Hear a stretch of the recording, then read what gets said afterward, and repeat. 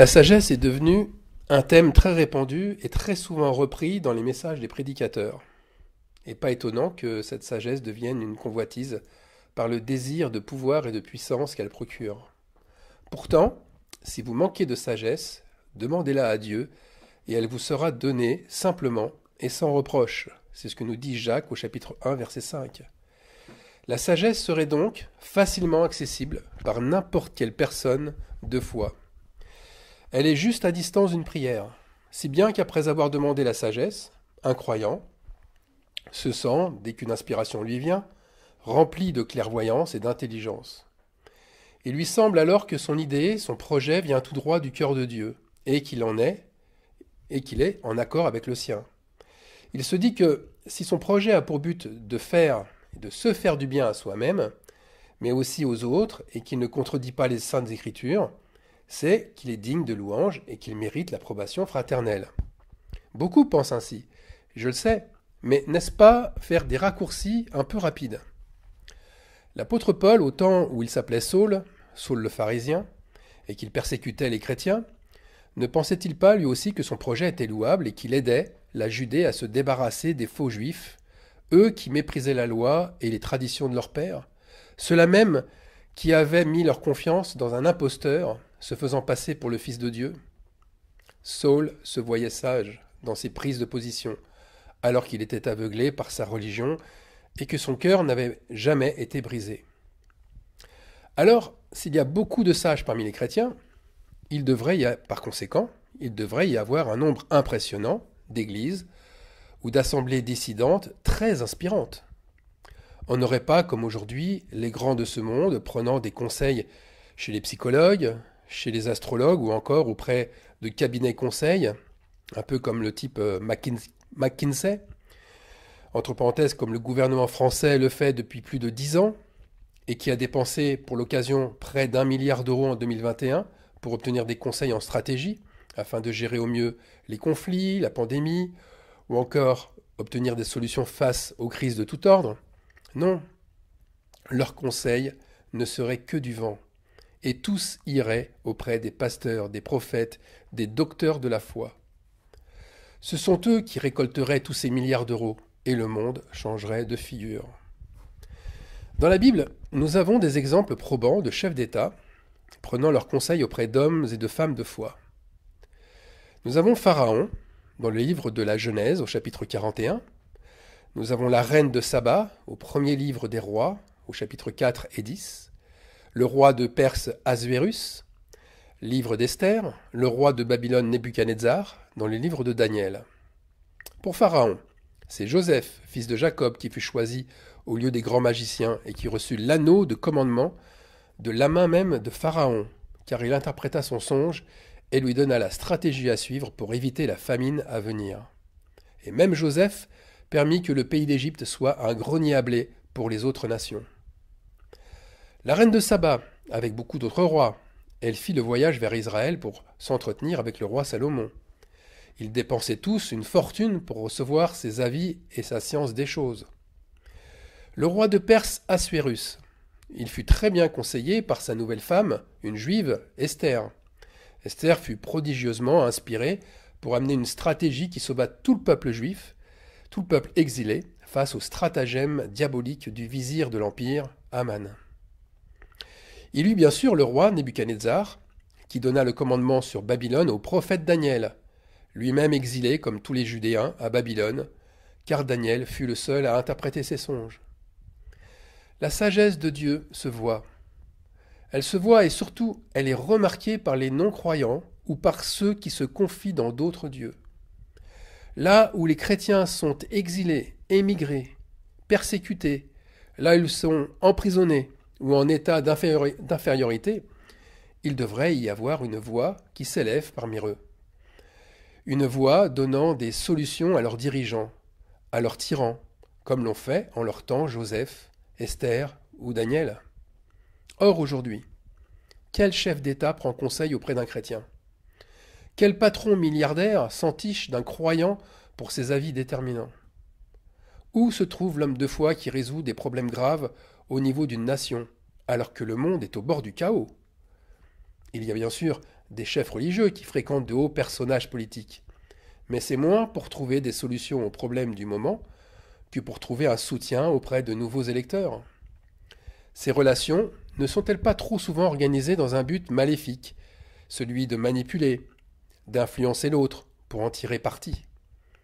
Ce qui fait dire à plusieurs qu'il n'y a pas ou qu'il n'y a plus de prophètes aujourd'hui, que le temps des prophètes est révolu. Or, ce ministère existe bien dans les écrits du Nouveau Testament. En conséquence, pourquoi ne le voit-on pas clairement manifesté? Pourquoi ne voit-on que de faux prophètes prophétisant des événements qu'aucune élite politique, qu'aucun dirigeant ne souhaite relayer?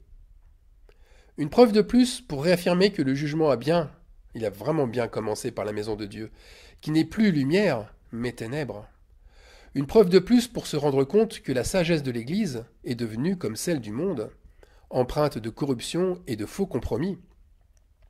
Qu'ont-ils fait de Proverbes chapitre 3 verset 7 ? Ne sois point sage à tes yeux, crains l'Éternel et détourne-toi du mal. La preuve du manque de sagesse est bien là. Les chrétiens, dans leur très grande majorité, se croient sages. Proverbe 14,16 Le sage a de la retenue et se détourne du mal. L'insensé est arrogant et plein de sécurité. Celui qui se croit sage le scande au-delà de son assemblée. Et il passe souvent pour un insensé et un fou, puisqu'il ne s'est pas vraiment détourné du mal, et que ce qu'il dit ne lui correspond pas.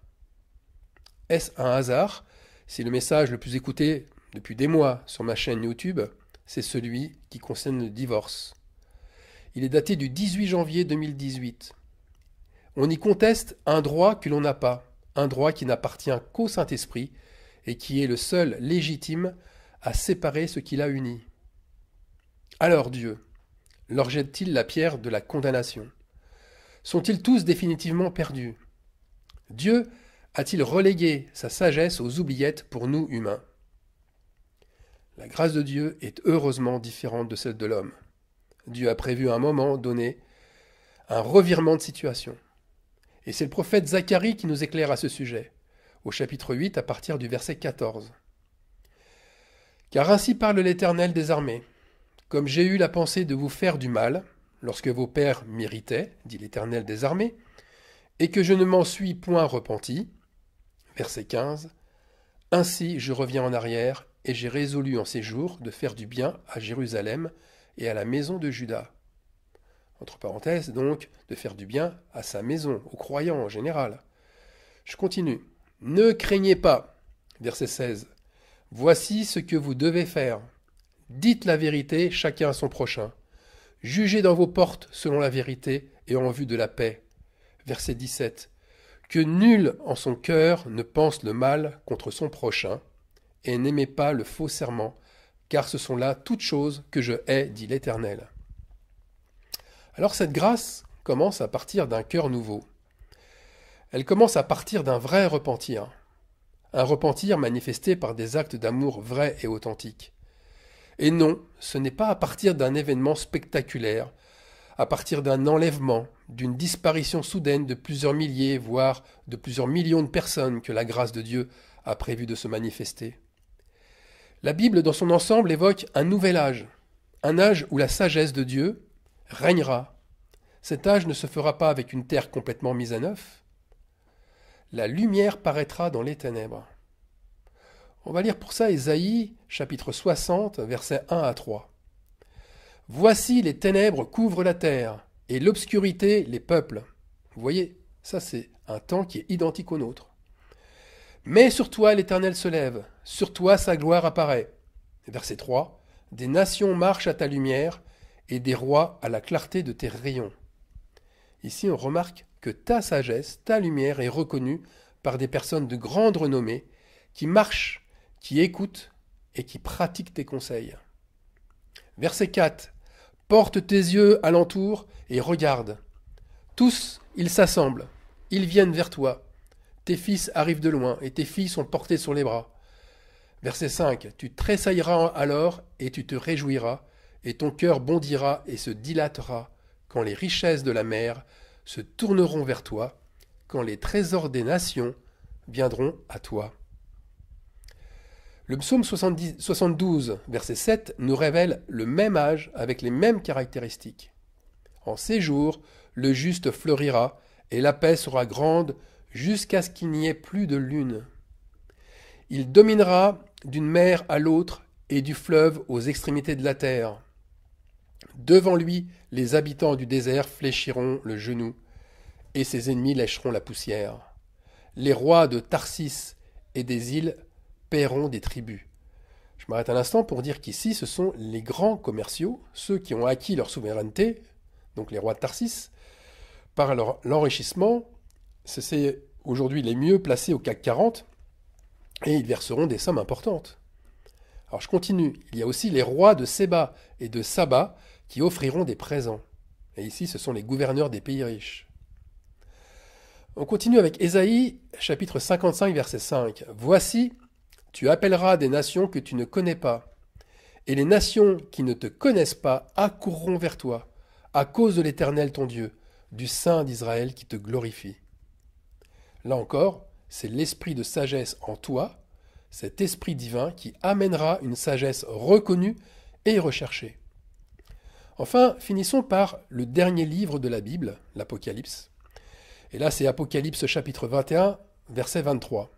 « La ville n'a besoin ni du soleil ni de la lune pour l'éclairer, car la gloire de Dieu l'éclaire. Et l'agneau et son flambeau, les nations marcheront à sa lumière, et les rois de la terre y apporteront leur gloire. » Alors je le rappelle, l'agneau, c'est le caractère de Dieu. Et sa sagesse en fait partie intégrale. La gloire de Dieu éclaire, la gloire de Dieu éclaire. Ça veut dire que la gloire, eh bien, ce sont les réponses aux problèmes, les réponses aux conflits, au chaos aussi.